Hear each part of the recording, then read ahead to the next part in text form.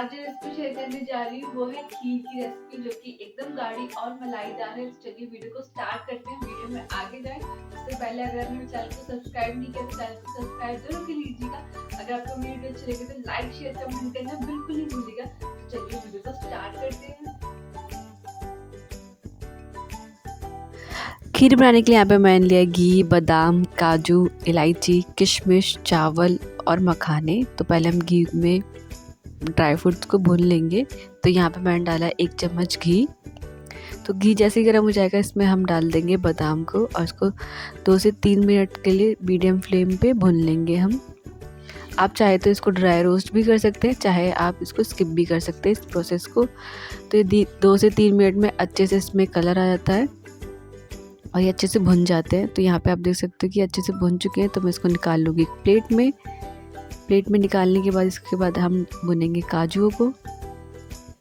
अब अपने पसंद की कोई भी ड्राई फ्रूट ले सकते हैं, जो भी आपको इसमें पसंद हो। तो यहाँ पे मैंने डाल दिया काजू। इसको भी मैं 2 से 3 मिनट के लिए, या इसमें जब तक अच्छा सा गोल्डन कलर नहीं आता तब तक मैं इसको भून लूँगी धीमी फ्लेम पे, मीडियम फ्लेम पे।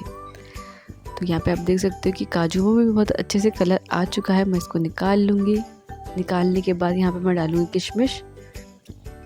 तो किशमिश आपकी मर्ज़ी, आप भुनना चाहे तो इस घी में। अगर आपको किशमिश पसंद नहीं है तो आप इसको स्किप कर सकते हैं। तो किशमिश बहुत जल्दी ही पक जाते हैं, मतलब बहुत जल्दी ही भुन जाते हैं, तो बहुत ही कम टाइम लगता है। तो मैंने आधे मिनट के लिए इसको घी में भुन लिया और इसको मैंने यहाँ पे निकाल लिया है। इसके बाद यहाँ पे मैंने डाला 1 चम्मच घी और इसके बाद मैं डाल लूँगी मखाने को। तो मखानों को हम भून लेंगे धीमी फ्लेम पे। जब ये अच्छे से भुन जाते हैं तो ये अपने आप ही, आप इसको दबाएंगे तो ये टूट लग जाते हैं। इसमें अच्छा सा गोल्डन कलर आ जाए तब तक हम इसको भून लेंगे। तो यहाँ पे अच्छे से भुन चुका है। तो मैं इसको निकाल लूँगी प्लेट में। ड्राई फ्रूट भुनने से इसमें जो टेस्ट होता है बहुत ही अच्छा आता है। तो मैं इसको रख दूँगी साइड में। इसके बाद यहाँ पर मैंने ले लिया एक पतीला। इसमें मैं डालूँगी 1/2 कप पानी। इसके बाद यहाँ पे मैंने डाला है 1.5 लीटर दूध। तो दूध आप कोई सा भी ले सकते हैं, जो भी आपको दूध पसंद हो यहाँ पे आप ले सकते हैं।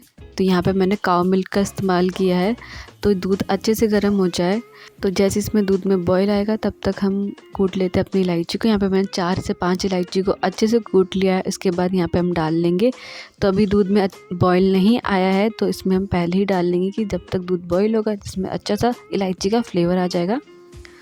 तो यहाँ पे मैंने डाल दिया इलायची और इसको अच्छे से मिक्स कर देंगे। अगर आपको इलायची का फ्लेवर नहीं पसंद है तो आप इसको स्किप कर सकते हैं। तो यहाँ पे आप देख सकते हो कि दूध बॉईल होना स्टार्ट हो चुका है। तब हम दिखाते हैं आपको चावलों को। तो चावलों को मैंने धो के इसमें पानी के अंदर डाल दिया था, आप देख सकते हैं यहाँ पे। तो मैं इसके अंदर पानी नहीं डालूँगी, सिर्फ मैं चावल डालूँगी। तो यहाँ पर मैं चावलों को पानी से निकाल के सिर्फ चावल डाल दिए यहाँ पर, और इसको हम अच्छे से बॉईल होने देंगे दूध के अंदर। तो चावल जो है अच्छे से पक जाएंगे दूध के अंदर। तो इसमें हम पानी का यहाँ पे मैंने ज़्यादा इस्तेमाल नहीं किया है। इससे जो आपकी जो खीर होगी बहुत ही गाढ़ी और बहुत ही मलाईदार बनेगी इससे।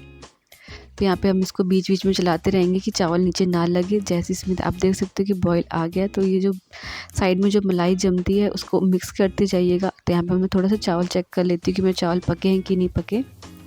जैसे थोड़े से चावल पक जाएंगे इसके बाद हम डाल देंगे इसके अंदर चीनी। तो यहाँ पे मैंने 1/2 कप चावल लिया था और मैंने यहाँ पे 1.5 लीटर दूध लिया है, और यहाँ पे मैं डालूँगी 1 कप चीनी। तो चीनी आप अपने टेस्ट के हिसाब से कम ज़्यादा कर सकते हैं, जितना भी आपको पसंद हो। तो यहाँ पे आप देख सकते हो कि अच्छे से यहाँ पे मलाई जमती जा रही है और उसको हम अच्छे से इसके अंदर मिक्स करते जाएंगे। तो यहाँ पे अच्छे से बॉईल हो चुका है चावल, और चावल भी अच्छे से पक चुके हैं। तो इसके अंदर हम डाल देंगे चीनी को। तो यहाँ पे मैं डाल रही हूँ चीनी। तो चीनी आप अपने हिसाब से कम ज़्यादा कर सकते हैं। यहाँ पे मैंने डाला 1 कप चीनी। अगर आपको मीठा ज़्यादा पसंद है तो यहाँ पे आप चीनी की क्वांटिटी बढ़ा सकते हैं। तो यहाँ पे मैंने डाल दी चीनी, और चीनी को भी हम अच्छे से इसके अंदर मिक्स कर लेंगे। तो इसको 4 से 5 मिनट तक हम धीमी फ्लेम पे पकाएंगे एकदम। तो जितनी देर आप इस खीर को पकाएंगे उतनी गाढ़ी और क्रीमी होती जाएगी। तो यहाँ पे आप जो मलाई जो जमती जा रही है उसको हम मिक्स करते जाएंगे। अगर आप मेरे चैनल पर नए हैं तो मेरे चैनल को सब्सक्राइब ज़रूर कर लीजिएगा। अगर आपको वीडियो अच्छी लगी तो लाइक ज़रूर कीजिएगा। तो यहाँ पे आप देख सकते हो कि मलाई जो जम रही है मैं उसके अंदर मिक्स करती जा रही हूँ। इसके बाद हम डाल देंगे अपने ड्राई फ्रूट को। तो आपको जितनी गाढ़ी खीर चाहिए होगी आप उतनी रख सकते हैं। अगर आप ठंडी करके खाना चाहें तो आप ठंडी करके भी खा सकते हैं। तो यहाँ पे मैंने डाल दिया मखाने को। तो मखाने को मैंने अच्छे से कूट लिया है और यहाँ पे मैंने ड्राई फ्रूट को काट लिया है और यहाँ पे मैंने डाल दिया है और इसको मैं अच्छे से मिक्स कर लूँगी। इसको मैं 5 से 6 मिनट तक धीमी फ्लेम पे इसको पका लूँगी।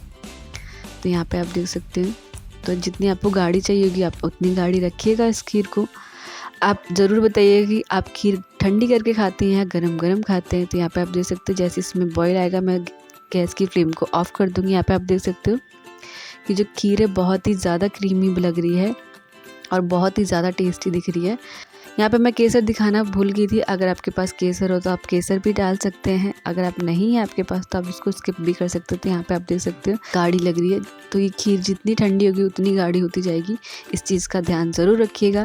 तो यहाँ पे आप देख सकते हैं तो हमारी खीर बन चुकी है। तो अब हम गैस की फ्लेम को ऑफ़ कर देंगे और इसको सर्व करने के प्रोसेस में चलते हैं। तो यहाँ पे आप देख सकते हैं यहाँ पे मैंने ड्राई फ्रूट के साथ गार्निश किया है और कुछ केसर के धागे के साथ।